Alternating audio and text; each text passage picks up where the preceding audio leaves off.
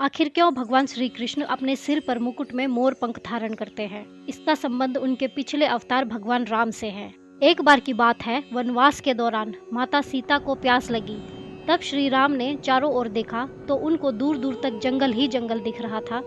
फिर उन्होंने प्रकृति से प्रार्थना की, हे वन देवता, आसपास जहाँ कहीं पानी हो वहाँ जाने का मार्ग कृपया सुझाइए। तभी वहाँ एक मयूर ने आकर श्री राम जी को कहा कि आगे थोड़ी दूर एक जलाशय है, चलिए मैं आपके मार्ग का पथ प्रदर्शक बनता हूँ, किंतु मार्ग में हमसे भूल चूक होने की संभावना है। भगवान राम ने मयूर से पूछा कि आप ऐसा क्यों कह रहे हैं? तब मयूर ने उत्तर दिया कि मैं उड़ता हुआ जाऊंगा और आप चलते हुए आएंगे, इसीलिए मार्ग में मैं अपना एक एक पंख बिखेरता हुआ जाऊंगा, उसके सहारे आप जलाशय तक पहुंच ही जाएंगे। जबकि ऐसा माना जाता है कि मोर के पंख एक विशेष समय में एवं एक विशेष ऋतु में ही गिरते हैं।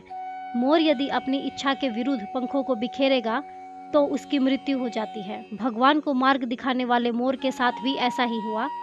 अंत में जब मोर अपनी अंतिम सांसें ले रहा होता है, तब उसने मन ही मन में कहा कि वह कितना भाग्यशाली है कि वे प्रभु जो जगत की प्यास बुझाते हैं, ऐसे प्रभु की प्यास बुझाने का उसे सौभाग्य प्राप्त हो।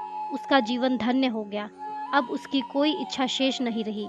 तभी भगवान श्री राम ने मयूर से कहा कि मेरे लिए तुमने जो मयूर पंख बिखेर कर अपने जीवन का त्याग कर मुझ पर जो ऋण चढ़ाया है, मैं उस ऋण को अगले जन्म में जरूर चुकाऊंगा। कहा जाता है कि जब भगवान राम ने भगवान कृष्ण के रूप में जन्म लिया, तब उन्होंने अपने सिर पर मोर पंख धारण किया और अपने वचन के अनुसार उस मयूर का ऋण उतारा।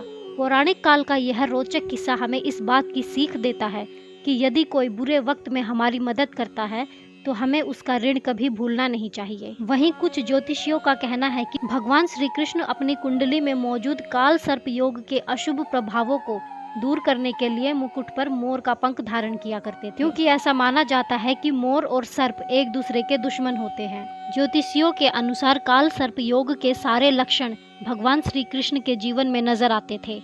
जेल में जन्म होना, इसके बाद माता पिता से दूर हो जाना काल सर्प का ही प्रभाव माना जाता था।